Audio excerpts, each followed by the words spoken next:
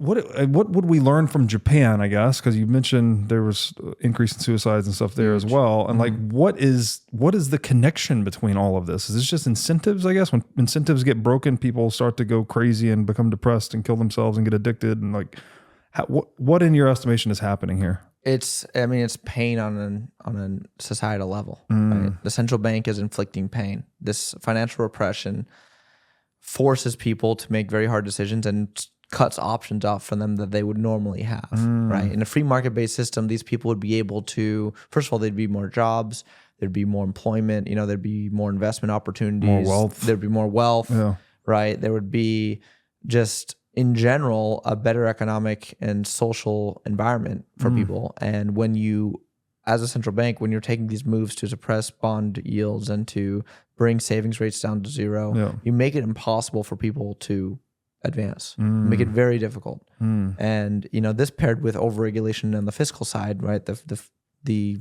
federal government or central government actually regulating businesses out of existence forces people to they have very few options. They're forced into survival mode. When you say then the monopolization and centralization of money is leading to a curtailing of options, I mean, one definition of freedom would be like options, right? It's like, how many options do you have? It's like, how many degrees of freedom do you have? So we're saying this is actually destroying people's freedom, right? To move either social mobility, economic mobility, et cetera. These things are all being constricted as a result of central banking.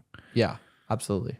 Absolutely. And this is the societal consequences of these decades of central banking. And like I said, if you look at Japan as a forerunner, I mean, they don't have as bad of an addiction issue in the drug sense as we do in the US, but they have a much worse suicide and depression issue.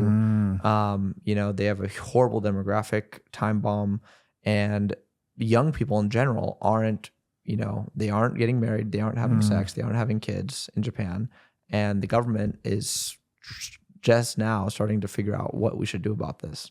One shocking statistic is that for the last 8 years, more adult diapers have been sold in Japan than baby diapers, because 10% of the population is over 80, and much less than that is below 2 years old. And so they just don't have any.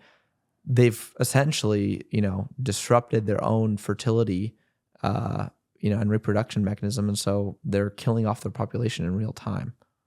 Oh my God, that is horrible. Yeah. What? And what's okay? You said Bitcoin's an answer. Yeah. In your view, like, so absolutely. Why? Like, what is? Do we just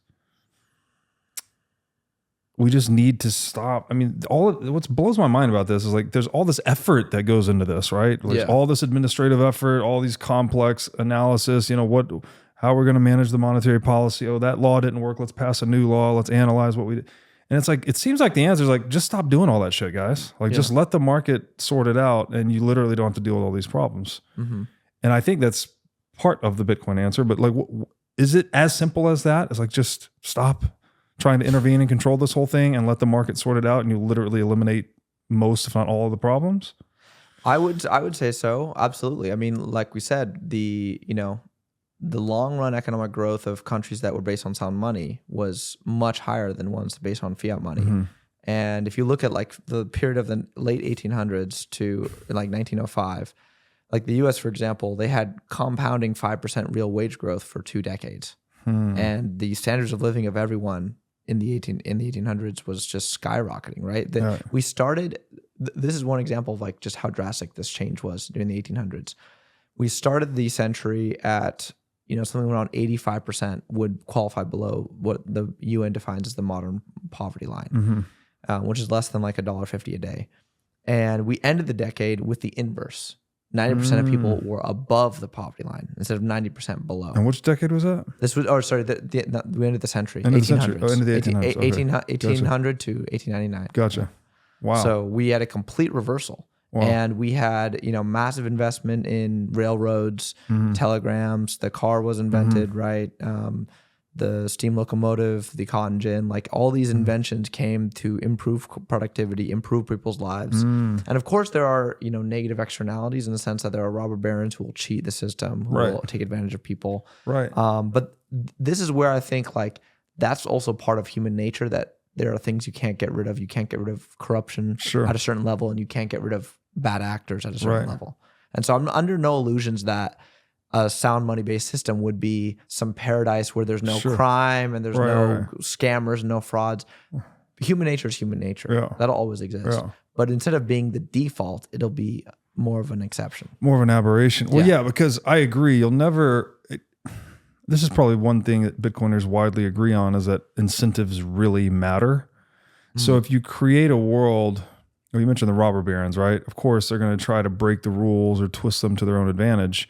But at least in the sphere of money on a Bitcoin standard, that's not possible, right? You could say central bankers, or the shareholders of central banks, are basically robber barons, right? They've monopolized the money to extract wealth ad infinitum at no cost, basically, or the cost of maintaining the deception and the monopoly, which is pretty low relative to the profit. Gains, And so if you create a system where that cheating is less possible or less profitable, then presumably it would be less prevalent. And then that system, the other side of that is, because there's less corruption, less theft occurring in the system, there's also more aggregate wealth. And in a world with more aggregate wealth, that's the same thing as saying less scarcity. And scarcity tends to be the primary motivator for people engaging in these acts of theft, deception, scamming, etc.